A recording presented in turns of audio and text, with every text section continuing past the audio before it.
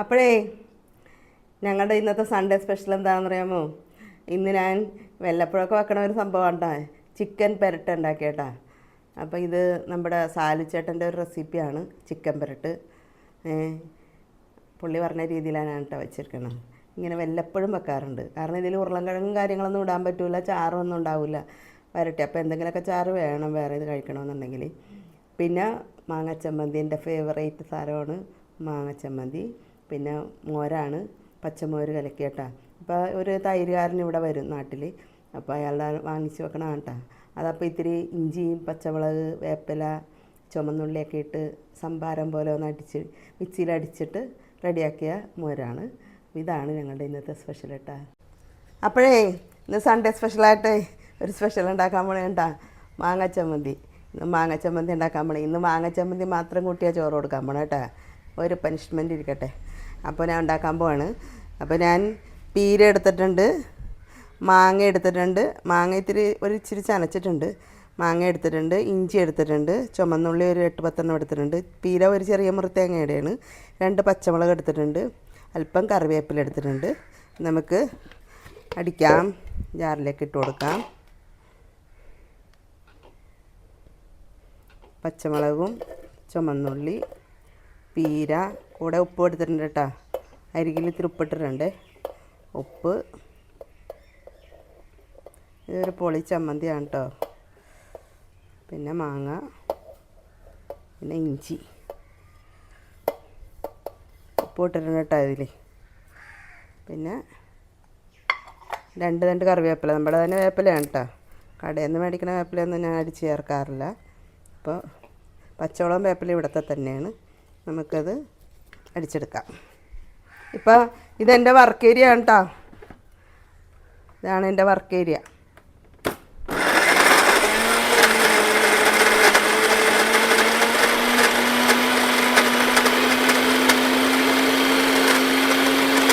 അപ്പോൾ നമ്മുടെ മാങ്ങ ചമ്മന്തി റെഡിയായിട്ടോ.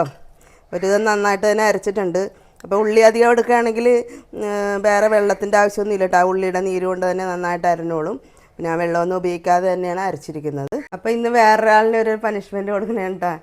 1/2 കിലോത്തോളം ചിക്കൻ്റെ പീസ് ഇരിപ്പുണ്ട് കേട്ടോ, നല്ല പീസുകളാണ്, എല്ലോട് കൂടിയ.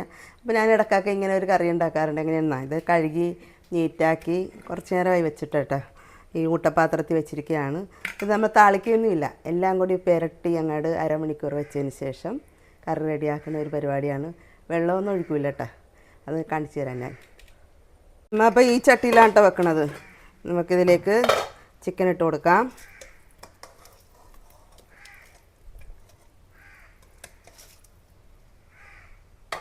ഇനി ഇതിലേക്ക് ഇഞ്ചിയും വെളുത്തുള്ളിയും പേസ്റ്റാണ് കേട്ടോ, അതങ്ങനെ ഇട്ട് കൊടുക്കാം. ഇനി നമുക്ക് ഇതിലേക്ക് പൊടികളാണ്. ഇതിപ്പോൾ ഉപ്പ് എടുത്തിട്ടുണ്ട്, മല്ലിപ്പൊടി, മസാലപ്പൊടി, മഞ്ഞൾപ്പൊടി, മുളക് പൊടി, ഇത്ര എടുത്തിട്ടുള്ളൂ. കുരുമുളക് ഇപ്പോൾ ചേർക്കുന്നില്ല കേട്ടോ, അതങ്ങനെ ഇട്ട് കൊടുക്കാം.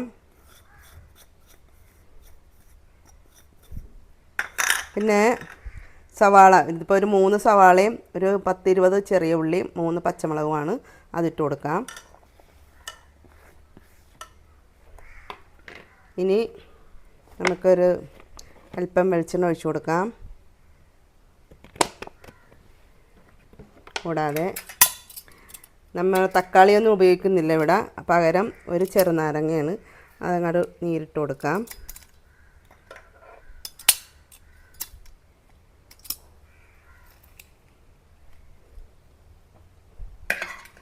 നന്നായിട്ട് അങ്ങോട്ട് കൈ കൊണ്ട് തിരുമ്മി കൂട്ടാം.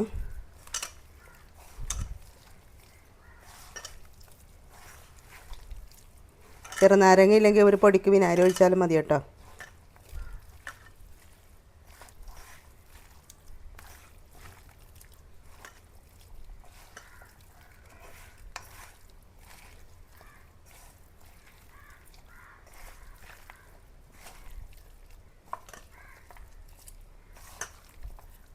അപ്പോൾ ഇത് ഒരു 5 മിനിറ്റ് ഹൈ ഫ്ലെയിമിൽ വെച്ചതിന് ശേഷം ചെറുതീയിൽ കിടന്നാണ് റെഡി ആവേണ്ടത്.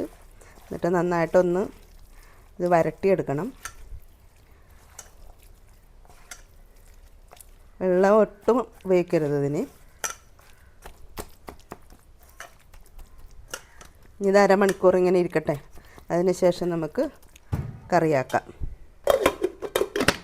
ഞാൻ ചിക്കൻ അരമണിക്കൂർ മാരിനേറ്റ് ചെയ്തതിന് ശേഷം വെച്ചിരുന്നു. 5 മിനിറ്റ് ഞാൻ ഹൈ ഫ്ലെയിമിലിട്ടോ. പിന്നെ ഇപ്പോൾ ചെറുതിയിലിട്ടിരിക്കുന്നതാണ്. വെള്ളം ഒട്ടൊന്നും ഒഴിച്ചിട്ടില്ല കേട്ടോ. നമ്മുടെ ചിക്കനിൽ നിന്നുള്ള വെള്ളവും പിന്നെ സവാള ഉള്ളിയൊക്കെ ഉണ്ടല്ലോ, അത് വെന്ത് വരുമ്പോൾ അതിൽ നിന്നുള്ള നീര് ഇറങ്ങും. അപ്പോൾ ചിക്കനിൽ ഞാൻ ഒട്ടും വെള്ളമൊന്നും ഉപയോഗിച്ചിട്ടില്ല കേട്ടോ. അപ്പോൾ ഞാൻ 1-2 പ്രാവശ്യം ഇങ്ങനെ ഇളക്കി വെച്ചിരുന്നു. ഒരു 10 മിനിറ്റും കൂടി ഇങ്ങനെ ഇടാം. അതിന് ശേഷം നമുക്ക് ലാസ്റ്റ് ഒരു പരിപാടി കൂടി ഉണ്ട്, മൂടി വെക്കാം. അപ്പോൾ നമ്മുടെ ചിക്കൻ നോക്കാം കേട്ടോ. ഒരു 10-15 മിനിറ്റ് അധികം കഴിഞ്ഞു വെച്ചിട്ട്. വെള്ളമൊക്കെ ആണ്ടും പറ്റിയിട്ടുണ്ട്. ഒരല്പം കൂടിയേ ഉള്ളൂ, അല്പം ഗ്രേവിയേ ഉള്ളൂ. ഇത് നമുക്ക് ഇനി ഹൈ ഫ്ലെയിമിൽ തന്നെ ഇടാം. ഇനി ചെയ്യണതേ ലാസ്റ്റ് അല്പം കുരുമുളക് പൊടിയാണ്. കുരുമുളക് പൊടി നമ്മൾ ഇട്ടിട്ടില്ല. അപ്പോൾ ഒരല്പം കുരുമുളക് പൊടി ഇട്ട് കൊടുക്കാം.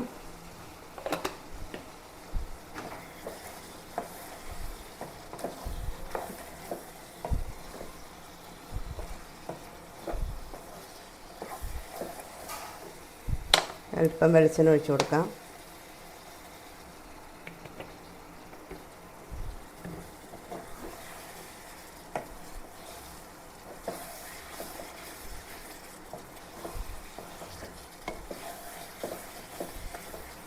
ഹൈ ഫ്ലെയിമിൽ തന്നെ ഇട്ടിരിക്കുന്നത്, നന്നായിട്ടൊന്ന് വരട്ടണം.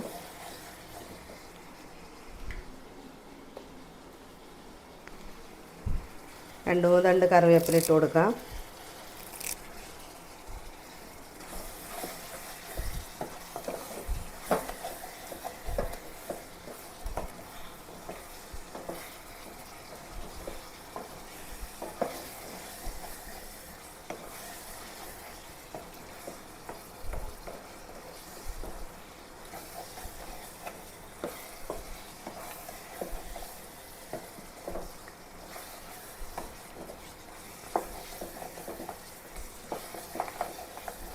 അപ്പോൾ നമ്മുടെ ചിക്കൻ റെഡി ആയിട്ടോ. എൻ്റെ ചിക്കൻ വരട്ട് ഇതാണ് കേട്ടോ. ചിക്കൻ വരട്ടെന്ന് പറയില്ലേ, ആ സംഭവം ഞാൻ ഉണ്ടാക്കുന്ന ഈ ടൈപ്പാണ് കേട്ടോ. ചിക്കൻ വരട്ടാണിത്. അപ്പോൾ നമ്മുടെ കറിയൊക്കെ റെഡി ആയിട്ടുണ്ട്. ഓക്കെ, കഴിക്കാം. അപ്പോൾ ചിക്കൻ വരട്ട് ഇത്തിരിയല്ല കേട്ടോ, 1/2 കിലോത്തോളം ഉണ്ടായുള്ളൂ. ഇത്തിരി പീസ് ഇരുന്ന് വെച്ചതുകൊണ്ട് റെഡിയാക്കിയതാണ്. 2 കഷ്ണം എടുക്കാം. പിന്നെ എനിക്ക് ഈ സംഭവം മതി കേട്ടോ. മാങ്ങ ചമ്മന്തി ഉണ്ടെങ്കിൽ വേറെ കറി വേണമെന്നില്ല കേട്ടോ. അത്ര ഇഷ്ടമാണ് മാങ്ങ ചമ്മന്തി. അപ്പോൾ മാങ്ങ ചമ്മന്തി അല്പം എടുക്കാം. പിന്നെ പച്ചമോര് കലക്കിയതാണ്. അപ്പോൾ ഇത്തിരി കറിവേപ്പിലയും, ഇവിടുത്തെ കറിവേപ്പിലയും 1-2 പച്ചമുളകും പിന്നെ ഇത്തിരി ഇഞ്ചി കഷ്ണവും ചുമന്നുള്ളിയൊക്കെ എല്ലാം കൂടി ഇട്ട് റെഡിയാക്കിയതാണ് കേട്ടോ പച്ചമോര്. ഈ വേപ്പിലയൊക്കെ തിന്നാൻ ഞങ്ങളുടെ വേപ്പിലയാണ്. പുറത്തുനിന്ന് വേപ്പില വാങ്ങിക്കാറില്ല കേട്ടോ.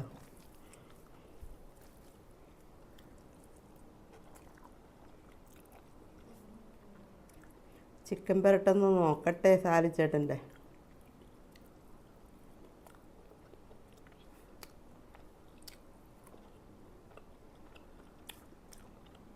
പൊളിയാണ് കേട്ടോ. വെറുതെ അല്ല ഇതുണ്ടാക്കുമെന്ന് പറഞ്ഞാണ് വെച്ചാൽ പറയാ. എല്ലപ്പോഴും ഉണ്ടാക്കുന്ന സംഭവമാണിത്. പിന്നെ മാങ്ങച്ചമ്മന്തിയാണ്.